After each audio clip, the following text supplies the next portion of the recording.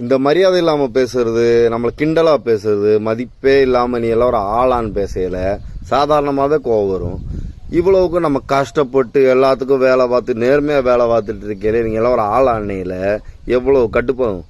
அப்படி ஒருத்தன் கடுப்பானதோட விளைவு தான் நம்மளோட கல்வித்துறை அமைச்சர், நாட்டோட அமைச்சர் தூக்கி எறியப்பட்டார்.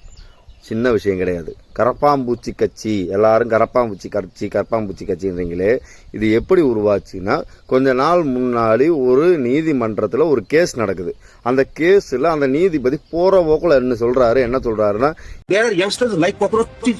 They don't get any employment. They don't have any place in profession. Some of them become media. Some of them become social media. Some of them become RTI activists. Some of them become another activists. And they start attacking everyone. இப்ப இருக்க இளந்தாரிகள்லாம் youngsters எல்லாம் சும்மா திடுறாங்க. RTI போடுறதும், ஏதாவது activism பேசுறதும், ஏதாவது rules பேசுறமா இருக்காங்க. அதாவது ஆர்டிஐ போடுறதுன்னு என்னன்னா, தனி மனித உரிமை சட்டத்தின் பேரில் இது எதுக்கு நடந்திருக்கு, இந்த பிரச்சனை எதுக்கு நடந்திருக்குன்னு அரசாங்கத்தில் கேட்கறதும், எதையாவது தட்டி கேட்கறதும், இதே வேலையா திடுறாங்க. கரப்பாம்பூச்சி மாதிரி திடுறாங்க என்று சொன்னதுதான் நம்ம பையன் அபிஜித் அமெரிக்காவில் படிச்சுக்கிற பையன் போடுறான்ட்டு ஒரு பேச்சை தொடங்கினா சாதாரணமா.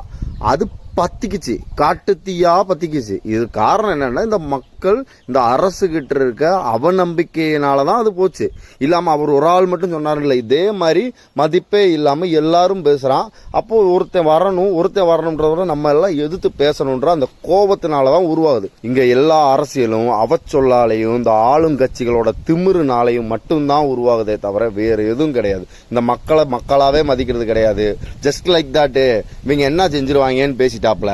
கரப்பாம்பூச்சி என்ன செஞ்சதுன்னு தெரிஞ்சா, இது வெறும் ட்ரெய்லர் தான்மா, இனி எல்லாம் நடக்க போகுது. இந்தியாவில் இருக்க எல்லா இளைஞர்களும் கரப்பாம்பூச்சி சென்சிலாக இருக்கான். வேற கட்சி, வேற அமைப்பு தனியா இருக்கான். எல்லாமே ஒன்று சேர போறான்.